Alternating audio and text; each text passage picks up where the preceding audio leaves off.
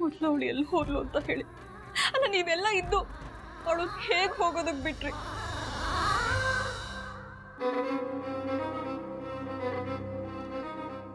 ಕವಿತಾ, ನಿಮ್ ಮನೇಲಿದ್ರು ಅವಳೊಬ್ಳೆ ಹೇಗೋದ್ಲು?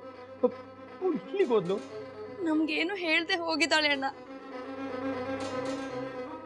ರಾತ್ರಿ ನಮ್ ಜೊತೆನೆ ಮಲಗಿದ್ಲು. ಬೆಳಗ್ಗೆ ಎದ್ದು ನೋಡಿದ್ರೆ ಇರ್ಲಿಲ್ಲ. ಅವಳ ಬಟ್ಟೆ, ಒಡವೆ, ಹಣ ಎಲ್ಲ ತಗೊಂಡು ಹೋಗಿದ್ದಾಳೆ ಅಣ್ಣ.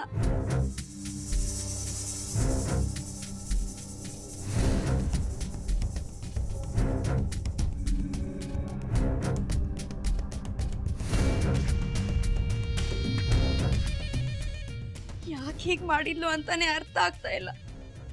ಲಕ್ಷ್ಮಿ ಮನೆಗೆ ಇಲ್ದಿರೋ ಪರಿಸ್ಥಿತಿಲಿ ಅವಳೊಬ್ಳೆ ಎಲ್ಲಿಗೋದ್ಲು? ಯಾಕೆ ಹೋದ್ಲು?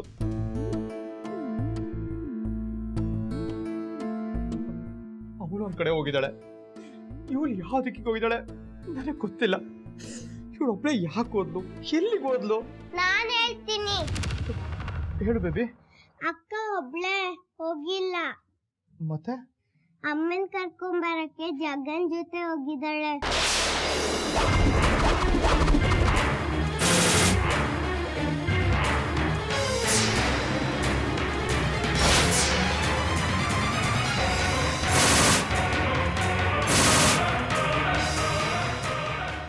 ವಿಶು, ನಿಮಗೆ ಗೊತ್ತು?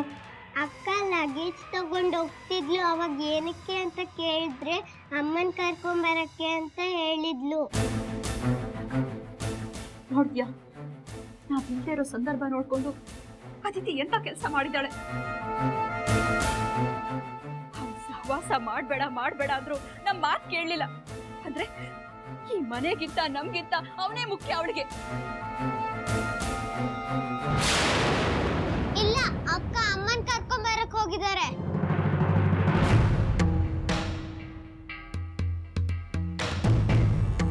ನಾವ್ ಲಕ್ಷ್ಮಿನ್ ಕರ್ಕೊಂಡ್ ಬರೋದಕ್ ಹೋಗಿದ್ವಲ್ಲ, ಮತ್ ಇವಳಾಗ ಹೋಗ್ಬೇಕಾಗಿತ್ತು.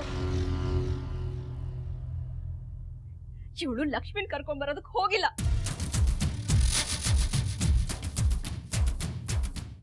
ಲವ್ವು ಅದು ಇದು ಅನ್ಕೊಂಡು ನಾವ್ ಇಲ್ದೇ ಇರೋ ಸಂದರ್ಭ ನೋಡ್ಕೊಂಡು ಅವನ್ ಜೊತೆ ಓಡೋಗಿದ್ದಾಳೆ ರಾಘವ್.